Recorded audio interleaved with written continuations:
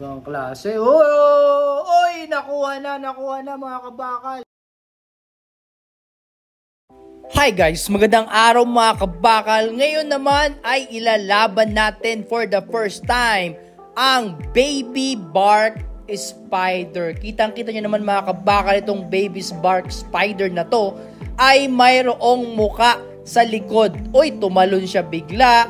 Ang nakakatuwa mga kabakal dito sa Baby Bark Spider na to ay baby pa lang siya pero parang good size na to OS yung kanyang size dahil nga lumalaki po ito. At ang nakakatuwa din dito mga kabakal ay mayroon po yung muka sa likod. Kung mapapansin nyo, mayroong muka sa likod at itong Baby Bark Spider na yan ay two-faced. Kasi yung mukha niya sa likod mga kabakal, pag nakaharap yan ay nakadilat yung mata ng muka. At tinatawag ko pong devil face yung nasa likod niya. Yan, nakikita nyo, nakadilat yung muka at yung sungay ay nasa baba. Kapag baliktad naman ay nakapikit naman yung mata ng muka. So kung makikita nyo, nakapikit yung muka mga kabakal sa likod. So two-face po yan na nakakatuwa sa Bark Spider. Hi guys, magandang araw mga kabakal. Ngayon ay paglalabanin natin yung ating Baby Bark Spider sa TM size to good size ng mga Class A nagagambang Tagalog. So mga kabakal, wag nyong lalanglangin itong mga Class A nagagambang Tagalog dahil matatapang yan. So tingnan natin, first time ko maglalaban ng maliit na Bark Spider sa TM size na Tagalog. So kuhanin natin. So mga kabakal, ito yung ating Baby Bark Spider. So nakita nyo naman may mukha pa. May mukha yan, no? Baby, kulay puti. So kuhanin natin yung ating TM. Okay, so ito na po yung ating TM na gagambang Tagalog. Tulog din. Alright, so nandito na. Tingnan natin kung ano magiging resulta. Oy! Naramdaman siya. Alright, naramdaman siya mga kabakal nung ating Bark Spider. Kaya nagulat, sinunggab.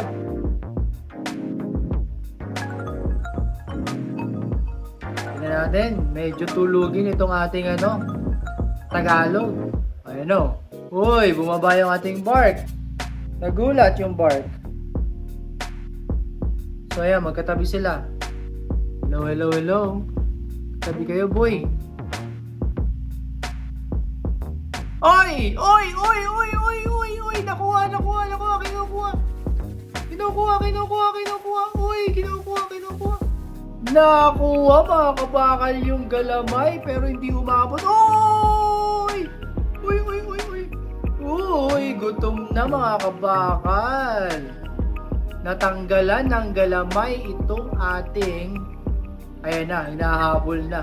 Itong ating Tagalog natanggalan kasi mga kabakal, malaki talaga ang pangil ng Bark Spider. So tignan natin. Uy! Ibang klase. Oh! Uy! Nakuha na mga kabakal.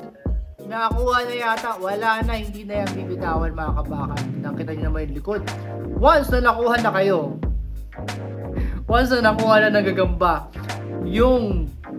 Once na nakuha ng Bark yung gagamba, hindi na niya papakawalan. Lalo na kapag gutom siya. Grabe naman. So, panalo dito mga kabakal. Hindi umubra. TM size sa Baby Bark Spider. So, lagay na natin to at salang pa tayo ng isang Bark Spider. Okay mga kabakal, meron tayo ditong Bark Spider. Mas malaki siya kumpara doon sa naunang Baby. So, nakita nyo naman kung gaano kalaki yung diferensya.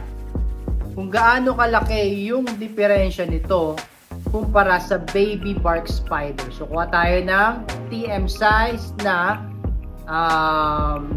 ganun pa rin. Gagambang Tagalog. Alright mga kabakal, ito na yung TM size na gagambang Tagalog. Pero wag ka, malaki ito nung di pa nag-iitlog. So, yan, umechas siya. Okay, yoy. Oy, naramdaman.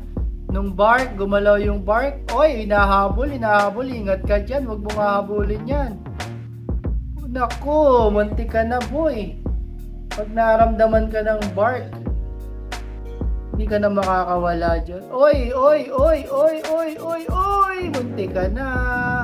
Oy, gutom yung ating lumalaban yung gagambang Tagalog. Class A kasi mga kabakal itong gagambang Tagalog. Kaya, matapang tong mga to. Alright, umechas. Nagtok nene, umechas yung bark. Okay, tingnan natin. Na. Let's go. Daming etchas sa baba. Alright, palapitan natin yung ating gagambang Tagalog. Mukhang naglilihi yata yung ating bark Uy, bumababa.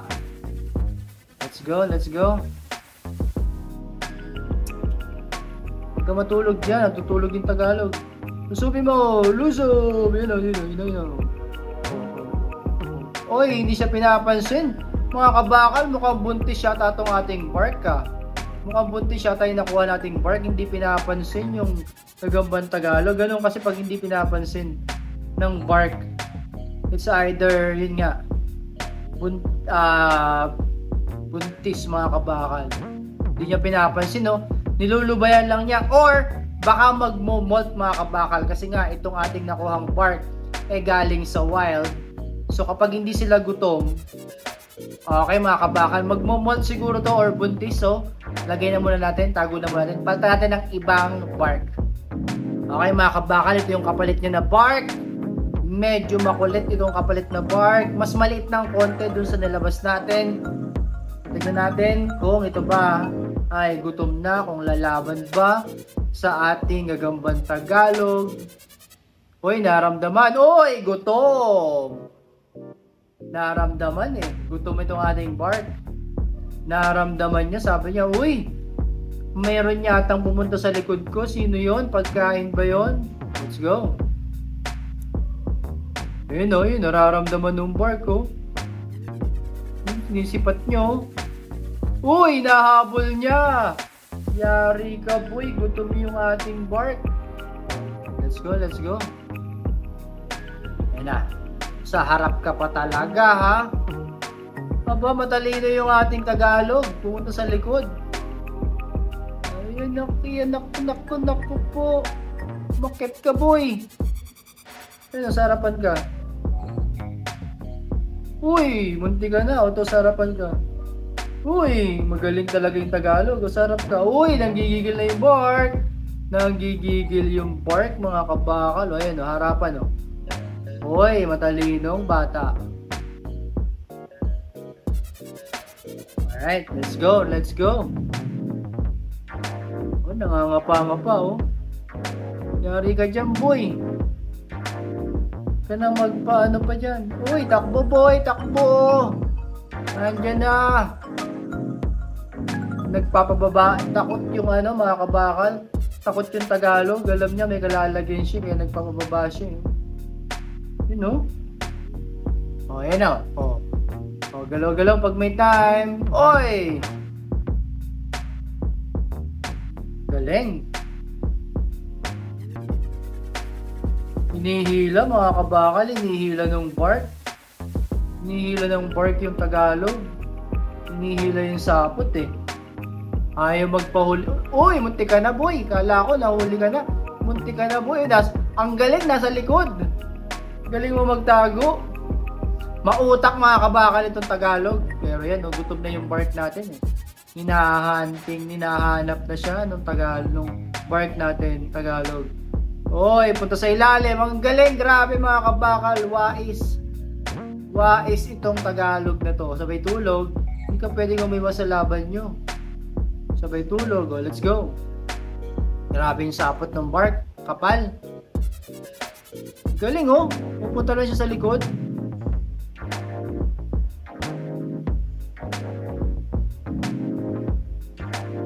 Yun na. Uy, munti ka na dyan, boy. So ngayon, sa kakatatakbo. Yung Tagalog, bababa eh. Pag nilagay mo naman dun sa bark, saka aakit na mabilis. Alright, o ayan o. Oy, baba uli. O, dito ka. Ay, nako. Yung Tagalog natin, natakot na. Let's go. Uy, muntik ka na boy. Laki kasi ng pangil talaga. Uy, nangununggab na mga kabakal yung bark natin. Nanununggab na yung bark natin. Let's go, let's go. Nanununggab na yung bark. Ah. Kung pwedeng dyan ka lang, pumunta ka sa kabila. Dito. Ayan na. Huwag ka matulog. Mamaya pa kayo matutulog. Oy, yari ka dyan boy. Pag gumalaw ka. Galaw. Oy, bumaba. Galing oh. Defense mechanism oh. Oy. So mga kabakal, alam niyo na pag ayaw lumaban. Alam niyo pag ayaw lumaban, bibigay natin to. So bigay natin mga kabakal ha. Bigay natin ang gusto ng bark. Gutom na yung bark natin eh. Oy, bumaba. Bigay natin. Ayan oh. Hindi ka na, bigay natin. Bigay natin. Ayun! Muntik na! Muntik na! Ayun mga kabakal! Ayun. Kasi sa sobrang liit mga kabakal, nung ating gagambang Tagalog, takas siya ng takas, pupunta siya dun sa likod nung bark. Pero kita-kita naman mga kabakal, kahit sino ka pa, kahit Japan ka pa, once na nahawakan kayo ng bark, hindi ka na makakawala. So yun, goods to mga kabakal, nanalo yung ating bark.